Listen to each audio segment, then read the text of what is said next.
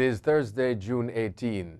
Welcome to CGN News. The Organization of American States, OAS, is calling on the head of Guyana's Elections Commission to declare the country's opposition the winner of the disputed March 2 regional and presidential vote, and for President David Granger to hand over power to allow the legitimately elected government to take place.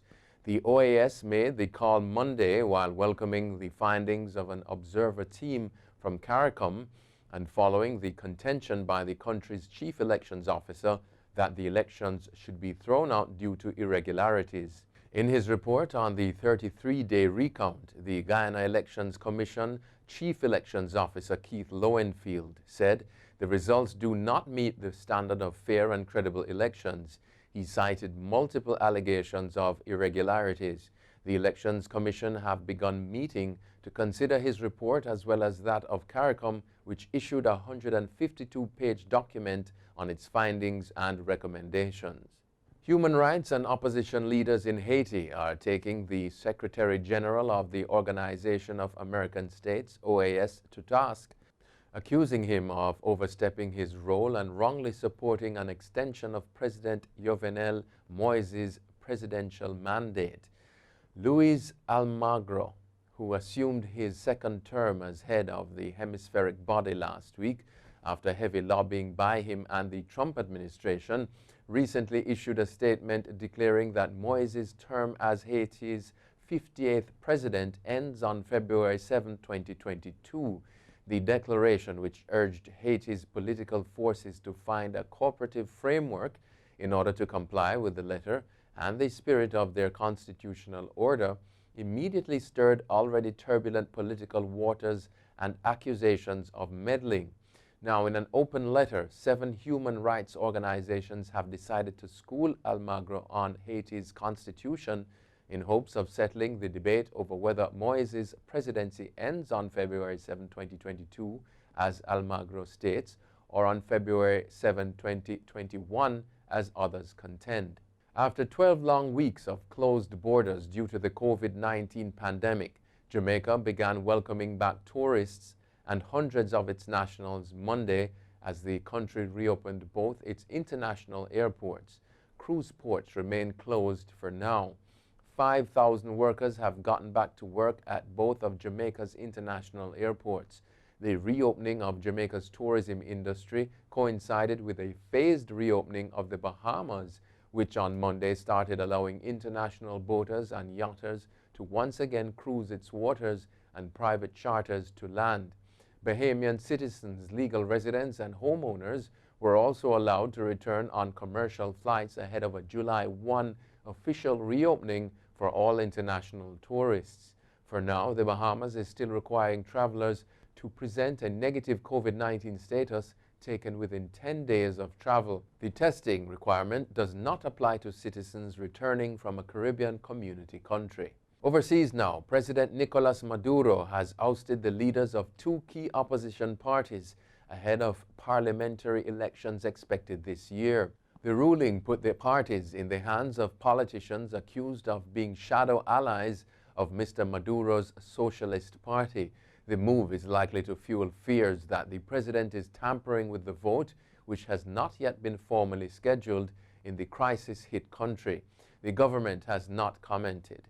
The upcoming vote will elect a new National Assembly, the only institution controlled by the opposition. Its Speaker, Juan Guaido, declared himself interim president last year, arguing that Mr. Maduro's 2018 re-election was illegitimate.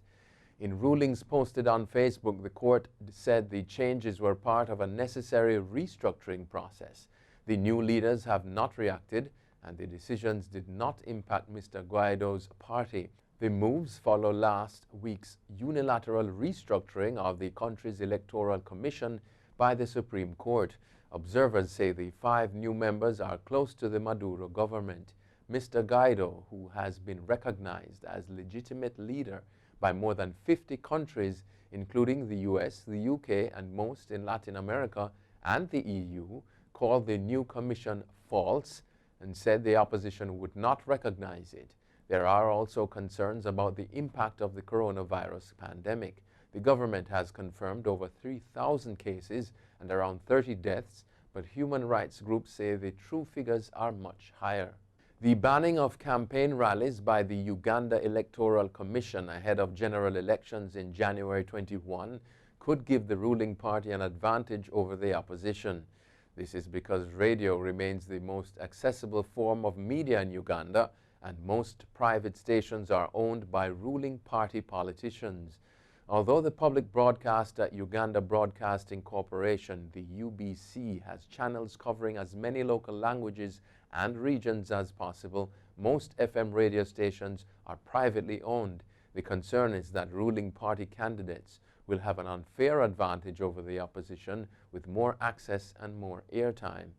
Radio stations in rural areas have in the past been raided by security agents who have pulled shows off air for hosting members of the opposition. The rallies have been banned to stop the spread of coronavirus. Candidates will be free to use online and social platforms to campaign, but not everyone has access to those. It is not yet known if President Yoweri Museveni, who is serving his 5th term of office, will run for another term. The state government responsible for Nigeria's most crowded city, Lagos, has suspended indefinitely the planned reopening of mosques and churches this weekend as a result of a rise in the number of coronavirus cases. Nigeria now has more than 17,000 cases of COVID-19, the respiratory infection caused by the virus, almost half of them in Lagos State. A lockdown was imposed on March 13, the major hubs of Lagos State, neighboring Ogun State, and the capital, Abuja. 2 weeks ago, as part of the second phase of easing of coronavirus restrictions, plans were announced to reopen places of worship and hotels. The easing of restrictions is to go ahead as planned in the rest of the country. Millions of people in Beijing are living under renewed restrictions as a spike in virus cases continues. The city reported another 31 cases on Wednesday, bringing the total to 137 in the past week. Before the recent spike, the Chinese capital had gone 57 days without a locally transmitted case. The outbreak is believed to have started in the massive Jinfandi food market that supplies 80% of the city's meat and vegetables. At least 27 neighborhoods have been classed as medium risk, and one neighborhood near the market is high risk. People in medium or high-risk areas cannot leave the city.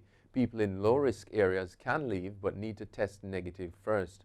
More than 1,200 flights have been cancelled to and from the city, and railway services have been reduced until at least July 9. Primary school, middle school, and college classes are suspended. Sports teams cannot play, and swimming pools and gyms are closed. However, roads are open, and companies and factories can still work. The city is on a level 2 alert, the second highest. That's it for CGN News. I'm Scott Wilson. Thanks for watching.